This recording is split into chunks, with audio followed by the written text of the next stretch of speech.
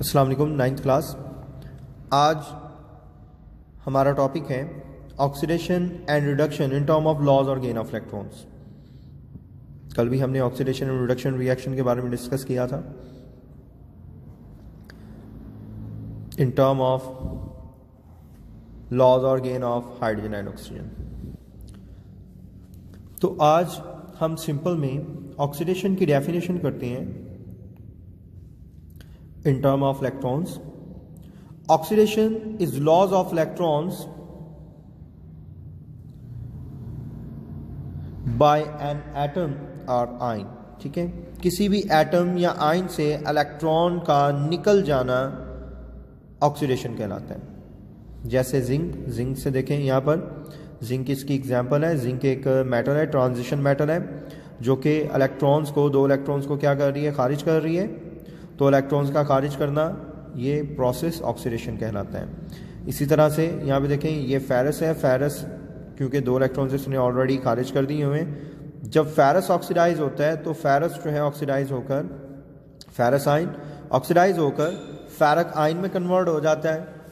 अब ये वैलेंसी 3 हो गई क्योंकि इसने क्या कर दिया, एक मजीद इलेक्ट्रॉन खारिज कर दिया। Reduction is a gain of electrons. Electrons का हासिल करना है किसी भी एटम या आयन से। ठीक है, तो यहां भी देखें एच आयंस पॉजिटिव का मतलब यह है कि इसने आयन तभी आता है जब किसी भी एटम ने इलेक्ट्रॉन खारिज या हासिल कर दिए हो। अगर पॉजिटिव आयन हो तो इसका मतलब है कि उसने इलेक्ट्रॉन खारिज कर दिए हुए हैं, और अगर नेगेटिव आयन हो तो इसका मतलब है कि उसने इलेक्ट्रॉन हासिल कर लिए हुए हैं। तो यहां पर पॉजिटिव आयन है तो इसका मतलब इसने अपने इलेक्ट्रॉन खारिज किए हुए हैं, और हाइड्रोजन के पास तो एक ही इलेक्ट्रॉन होता है। तो इसका मतलब यह है कि हाइड्रोजन के पास जो एक इलेक्ट्रॉन भी था उसने वो भी खारिज कर दिया। तो ये इलेक्ट्रॉन हासिल करेगा तो ये क्या बन जाएगा, H2। ठीक है, हाइड्रोजन न्यूट्रल फॉर्म में क्या आ जाएगा, H2, मतलब गैस है तो इसलिए मॉलिक्यूलर फॉर्म में आएगा। तो ये मॉलिक्यूलर फॉर्म में आ गया तो एक एक इलेक्ट्रॉन दो हाइड्रोजन के मिल गए। यहाँ पे दो हाइड्रोजन है तो एक एक इलेक्ट्रॉन वो अपना हासिल करेंगे, तो इस वजह से 2 से मल्टीप्लाई कर दिया। क्लोरीन दो इलेक्ट्रॉन हासिल करे, ठीक है, क्योंकि मॉलिक्यूलर आयन है, मॉलिक्यूल है, क्लोरीन मॉलिक्यूल है, तो एक क्लोरीन सिर्फ एक इलेक्ट्रॉन हासिल कर सकता है। तो मॉलिक्यूल है तो मतलब दो क्लोरीन है तो एक एक इलेक्ट्रॉन हासिल करेंगे तो दो क्लोराइड आयन बन जाएंगे। The overall redox reaction is sum of both processes written as. Zinc और हाइड्रोजन आयन का जब रिएक्शन करेंगे, ये दो इलेक्ट्रॉन्स खारिज करता है और ये दो इलेक्ट्रॉन्स हासिल करता है, ये बन जाएगा Zn2 पॉजिटिव प्लस H2। ठीक है, इसके बाद देखें, a reaction between sodium and metal and chlorine take place in 3 steps. First, sodium atom loses an electron to form sodium ion. Sodium atom जो है वो अल्कली मेटल है, और अल्कली मेटल्स के वैलेंस शेल में एक इलेक्ट्रॉन होता है। तो मेटल्स हैं तो इस वजह से वो एक इलेक्ट्रॉन बड़ी आसानी से खारिज कर देगा। Simultaneously this electron is accepted by chlorine atom reduction process as chlorine atom needs 1 electron to complete its octet.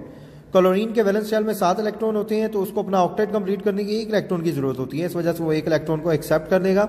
As a result chlorine atom changes to chloride ion, तो 1 इलेक्ट्रॉन हासिल करके क्लोराइड आयन में convert हो जाएगा।